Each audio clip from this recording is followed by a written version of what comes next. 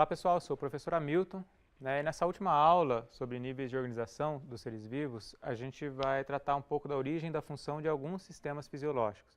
Eu não vou tratar de cada um deles, né, não vai ser uma visão extensiva sobre cada um deles, eu queria comentar um pouco quais foram as pressões seletivas, né, para a origem e para o funcionamento de alguns desses sistemas. Né.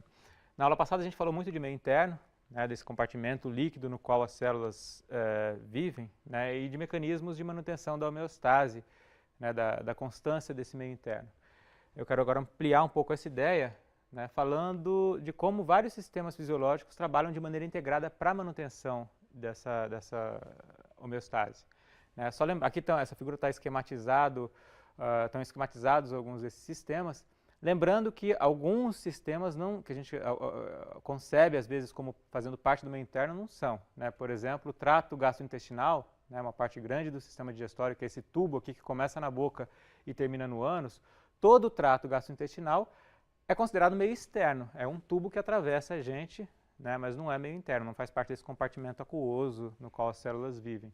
Assim como o trato respiratório, né, o ar que entra pela minha traqueia, vai até os brônquios, os bronquíolos, alvéolos, isso também é meio externo. Né? Trato urinário, idem. Né? Ou seja, meio interno é aquele compartimento aquoso que está dentro do organismo. Tudo bem? Então a gente vai tentar um pouco entender como é que funciona, ou qual foi a pressão seletiva para a origem desses sistemas. Antes de fazer isso, eu queria comentar dois princípios básicos que vão ajudar a gente a entender o porquê da existência desses sistemas. Né? A primeira coisa que eu queria comentar, o primeiro ponto que eu queria comentar, é a relação entre, né, ou a razão entre área da superfície corporal, né, ou uma área de superfície, e o volume de uma estrutura qualquer. Né? Pega uma célula, por exemplo, existe uma relação que eu posso estabelecer entre a superfície dessa célula, a área da superfície dessa célula e o volume dessa célula. Por que essa relação é importante? Porque é através da superfície dessa célula que vão ocorrer trocas, né, de nutrientes. Né? E essas trocas vão acontecer quanto maior for essa superfície, é claro. Né? E a gente pode perceber, por meio dessa figura, que à medida em que uma célula aumenta de tamanho, que uma estrutura aumenta de tamanho, a razão área-superfície, né, área de superfície e volume, diminui. Né? O que eu quero dizer? Vamos pegar essa figura como exemplo e vocês vão entender. Eu aumento, imagina que eu pego uma célula e aumento o raio dela, que aqui é 1, eu aumento 2 vezes ou 3 vezes. Né? Uma célula cujo raio aumenta 2 vezes ou 3 vezes.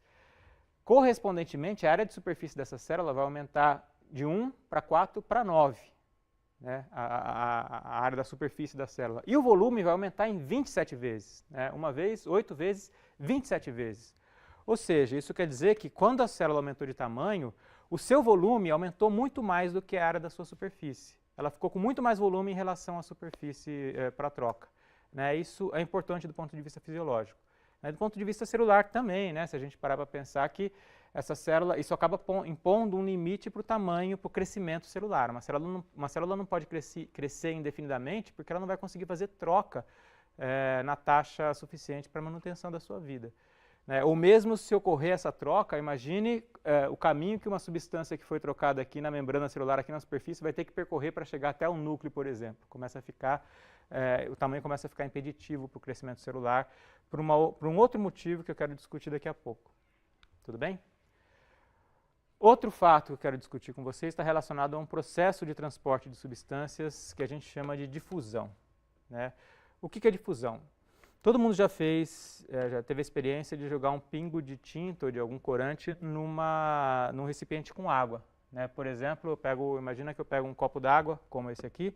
Né? A gente olha para esse copo e a impressão que a gente tem é que eu tenho um líquido, né? Na verdade tem um líquido homogêneo aqui, mas que está tudo paradinho, né? tudo calminho. Mas vocês sabem que pelo fato da temperatura do líquido desse copo não estar no zero absoluto, as moléculas que compõem a água estão em movimento. Elas estão num movimento aqui aleatório, browniano, se chocando umas com as outras. A gente não vê isso, mas esse movimento existe, é um movimento natural. Né? As moléculas têm energia cinética e energia relacionada ao movimento dessas moléculas. E se eu pingar uma gotinha de tinta aqui, devido ao fato das moléculas da tinta e as moléculas da água estarem em movimento, elas vão se chocar e a tinta vai se dissolver, né? Ela vai, por difusão, começar a ocupar todas as regiões desse copo d'água. Né? A mesma coisa que se eu pego um frasco de perfume e abro aqui, né? As moléculas desse perfume logo vão começar a se difundir pelo ambiente, pelo simples fato de que elas possuem energia cinética, elas estão em constante movimento, se chocando umas com as outras, né? De maneira aleatória, de maneira probabilística, e esse é o princípio da difusão. Né? Posso exemplificar nessa figura. Imagina que isso aqui é um recipiente com fluido qualquer, com água, por exemplo. Eu não estou mostrando as moléculas de água. Eu pingo uma gota de tinta amarela, cheia de moléculas aqui dessa tinta, desse pigmento. Com o tempo, elas vão começar a se chocar com as moléculas da água e entre si também, né? E aí, por difusão, né, um processo natural, um processo que não requer energia, a não ser a energia cinética natural dessas moléculas, e um processo completamente aleatório, ou seja, não tem nenhuma direção, né? A água não vai do mais concentrado para o menos concentrado porque ela quer ou porque existe alguma finalidade, alguma tendência natural para que isso aconteça. É simplesmente um processo probabilístico. Né? Se eu colocar, por exemplo, uma membrana no meio desse recipiente aqui, essas moléculas, lembrando que elas estão sempre em movimento, né, o que vai acontecer? Elas vão se chocar umas com as outras, algumas vão se chocar com essa membrana. Imagina que essa membrana possua poros, né, imagina que essa membrana seja semipermeável, possui poros que permitem a passagem desse pigmento. Uma hora, uma molécula vai passar do lado A para o lado B. Né? Por quê? Porque aqui está mais concentrado do que o lado A está mais concentrado do que o B? Não, né, o motivo foi pura probabilidade. Tem muita molécula aqui de tinta e muitas moléculas de tinta aqui e poucas moléculas aqui. A probabilidade de passar daqui para cá acaba sendo grande. Né? É possível que moléculas do lado B voltem para o lado A? Claro que é possível, não é porque aqui está mais concentrado que isso não vai acontecer. É possível que dentro desse choque, desse movimento completamente aleatório das moléculas, uma molécula passe daqui para cá. Né? Só que é menos provável. Né, dado que eu tenho mais moléculas do lado A do que para o lado B. Ou seja, existe fluxo contrário, mas esse fluxo é menor. Né, então, num sistema como esse, as moléculas vão passando de um lado para o outro, até que, né, vai chegar um momento em que a concentração de moléculas de um lado vai ser parecida com a concentração de moléculas do outro lado, de maneira que a probabilidade de uma molécula passar do B para o A é a mesma do que de uma molécula passar do A para o B. Né, nesse momento, a difusão para? Não, ela continua, só que o fluxo é igual para os dois lados, a resultante aí é zero. Notem que é um processo completamente mecânico, né, mecanicista, probabilístico, não é um processo, né, não existe nenhuma tendência natural de ir do menos concentrado para o mais concentrado. Isso passa um pouco a ideia da filosofia mecânica que a gente discutiu algumas aulas atrás, né, do mecanicismo, em que eu concebo a natureza como formada por partículas que estão lá interagindo de maneira mecânica, choques, né, matéria e movimento. Isso aqui acho que ilustra bem aquele princípio que a gente viu algum tempo atrás. Outra coisa importante da difusão, né, uma coisa importante a respeito da difusão, é que pelo fato desse movimento ser completamente aleatório, né, ser um movimento que não segue tendência nenhuma, a difusão acaba sendo um processo muito eficiente de transporte de substâncias para distâncias curtas, mas muito pouco eficiente para distâncias longas. Né? O que eu quero dizer? Imagina que isso aqui é uma partícula, uma determinada molécula que está se difundindo, né, está se movimentando por difusão. O movimento dela é completamente aleatório. Imagina que eu pego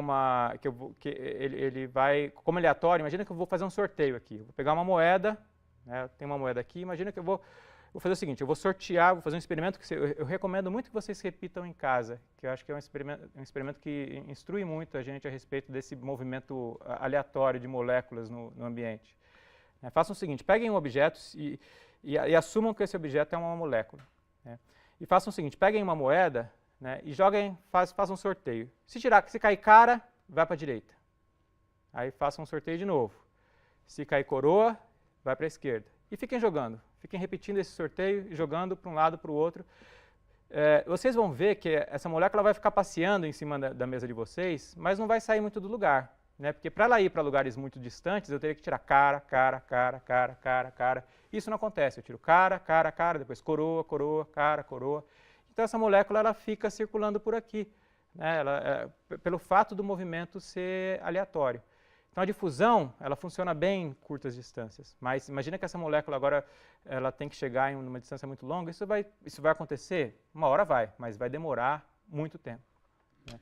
A figura aqui mostra, né, ilustra o tempo necessário para a difusão de uma partícula, por exemplo, de oxigênio, né, em função da distância, né, em micrômetros aqui, só para pegar uma unidade mais conhecida da gente, né. Para uma molécula se difundir 1 milímetro, isso levaria 8 minutos, né, é muito tempo. Ou para uma molécula se difundir por 1 centímetro, 14 horas. Imagina uma molécula se difundir por vários centímetros ou 1 metro. Né? Isso poderia levar meses, anos. A gente não pode, um organismo não pode se dar o luxo de esperar isso acontecer. Né?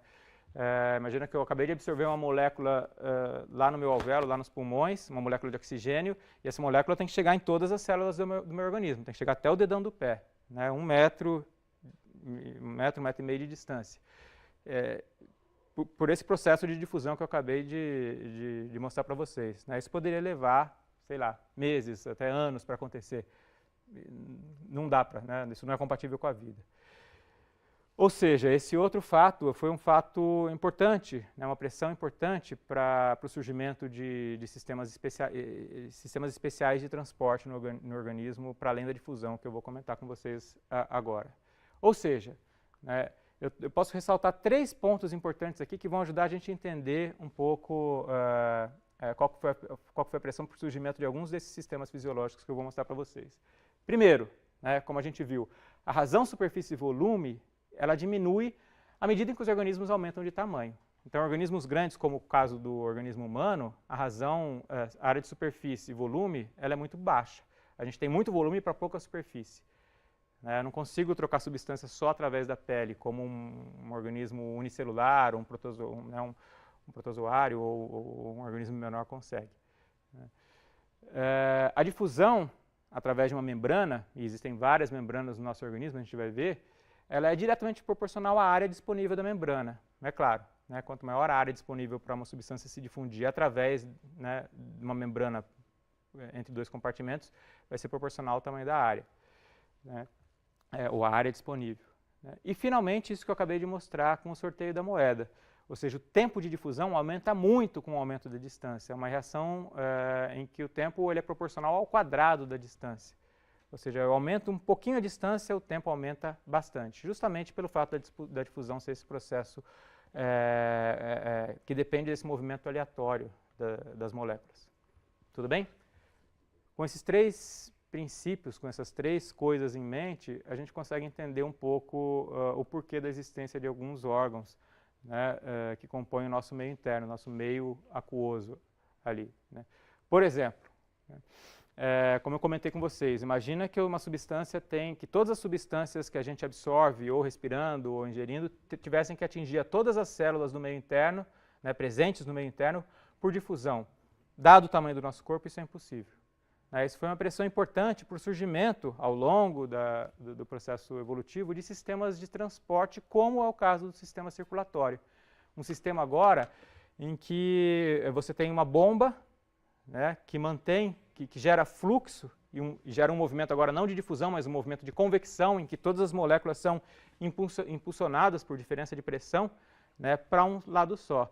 Então você tem o coração, que é uma bomba, que fica, né, gerando diferenças de pressão e gerando fluxo, né, e você tem agora um sistema que impulsiona por convecção as moléculas ao longo de todo o organismo. Se esse sistema parar, o transporte para. Né. Mais ainda, né, esse sistema ele é composto por vasos, além do coração, por vasos grandes, mas vasos que vão se ramificando, como está mostrando a figura aí, até que esses vasos ficam muito fininhos, né, a gente chama eles de capilares. Né, o leito capilar, ou seja, esses capilares eles vão se embrenhando em todos os tecidos para que, quando uma substância como oxigênio, glicose, qualquer substância que uma célula precisa lá na ponta, quando esses capilares eles chegam muito próximos a essas células. E aí ocorre troca entre o capilar e o meio interno, nós já vimos isso, né, e entre o meio interno e a célula que está lá no meio interno, está lá no interstício. Mas o fato é que o sistema circulatório tem que levar essa substância até muito próxima da célula, senão porque a difusão acontece ali em distâncias curtas. Então eu tenho uma rede de capilar que percorre todo o nosso organismo. E é nesses capilares que ocorrem essas trocas. Né. No caso do sistema respiratório é a mesma coisa. A gente tem um trato respiratório grande, né, que por diferença de pressão, eu tenho diafragma, né, o músculo do diafragma, né, como uma bomba, como uma sanfona, produzindo fluxo de ar aqui entre o ar atmosférico e o ar que entra no pulmão. Né, então esse ar vem por convecção, como se tivesse uma bomba de pressão aqui, numa sanfona inflando, desinflando o pulmão, né, o ar entrando e saindo. Esse ar entra, né, e vai parar. Entra pela traqueia, brônquios, bronquíolos, vai parar lá nos alvéolos. Né? E nos alvéolos são estruturas microscópicas, que é lá onde acontece a troca entre os gases, né? O oxigênio entre o CO2, entre o ar atmosférico e o sangue. Né? O oxigênio vai para o sangue, o CO2 do sangue para o ar. Né? Importante que, se a gente pensar naqueles 3 princípios que eu acabei de comentar, os alvéolos, eles são, as vias respiratórias vão se ramificando, e que quando eu chego lá na árvore alveolar, eu tenho uma superfície de troca enorme. Né? A traqueia vai se ramificando em brônquios, bronquíolos, né? E finalmente essa árvore alveolar, parece uma árvore mesmo, de maneira que a superfície de troca aqui, quando eu chego na ponta, lá nos alvéolos, ela é enorme. Se eu pegar o meu pulmão, né, essa superfície de troca, e esparramar pelo chão, ela ocupa o espaço aproximado de uma quadra de tênis. Olha, é como se eu tivesse uma membrana do tamanho de uma quadra de tênis empacotada dentro do meu pulmão, né, e esse empacotamento que permite essa grande área de troca. Tudo bem? Lembra, eu comentei que a difusão ela é proporcional à área de superfície para troca. Mesma coisa, uma coisa parecida acontece no trato digestório, né, no sistema digestório. Eu tenho lá um tubo que começa na boca, eu disse que isso não é meio interno, mas o alimento ele vai percorrendo o trato digestório por meio de movimentos específicos, movimentos peristálticos, até que chega no intestino, que é no intestino delgado, que é onde acontece a absorção. Só que para acontecer a absorção, de novo, né, eu preciso de uma área enorme para que isso aconteça. Né? Então eu tenho o intestino delgado aqui todo enroladinho, né, ele é todo cheio de pregas, né, para aumentar a superfície de contato. E essas pregas possuem vilosidades que, por sua vez, se eu ampliar isso aqui, eu vou ver que existem microvilosidades. Ou seja, em vez de ele ser liso, ele é todo contornado, cheio de bordas e vilosidades, que aumenta muito, até 600 vezes a área para troca dessas estruturas. Ou seja, toda vez que precisa acontecer difusão, e isso precisa acontecer no organismo inteiro, eu tenho lá estruturas microscópicas e grandes superfícies de contato. A mesma coisa acontece no rim, né? Eu tenho o néfron lá, que é uma estrutura microscópica, porque a difusão depende, né? ela só funciona, ela só é eficaz nessa escala de grandeza pequena. Tudo bem, pessoal? Eu não vou comentar, como eu disse, cada um desses sistemas, porque, enfim, isso seria muito mais do que a gente pretende fazer aqui. Vocês encontram isso facilmente em qualquer livro-texto. Eu queria só dar uma ideia de como, a partir de alguns princípios simples, como o de difusão ou de relação área-volume, a gente consegue explicar o porquê que esses sistemas existem, né, e possuem a estrutura e a função que eles possuem. Finalmente, né, além dos sistemas de troca que a gente viu aqui, o corpo humano possui 2 sistemas de controle, 2 grandes sistemas responsáveis pela integração desses outros sistemas, que são o sistema nervoso e o sistema endócrino. Né, o sistema nervoso, um sistema muito mais rápido, né, de ação muito mais rápida, muito mais imediata, e o sistema endócrino, um sistema humoral, um sistema que funciona com base em substâncias químicas, em hormônios, mas de ação geralmente mais sistêmica e mais lenta, mais duradoura. Né. O sistema nervoso, vocês já viram, né, todo mundo já estudou aqui, mas vocês vão estudar em detalhe mais para frente. No caso do organismo humano, né, a gente tem um sistema central ali, o cérebro, né, o encéfalo, que estão as estruturas centrais, e a medula. Então o sistema nervoso central ele é constituído pelo encéfalo, né, o cérebro, o cerebelo, o tronco encefálico, e a medula espinhal, está em azul na figura. E a partir do sistema nervoso central saem nervos, né, nervos que saem e entram, ou seja, tanto estruturas aferentes, que trazem a informação do corpo para o sistema nervoso central, quanto do sistema nervoso central de volta para o corpo. E ele inerva todo o organismo, né, e faz essa integração, faz o controle dessas funções de maneira muito rápida, de maneira muito imediata, seguindo aquele esquema que a gente já viu na aula passada.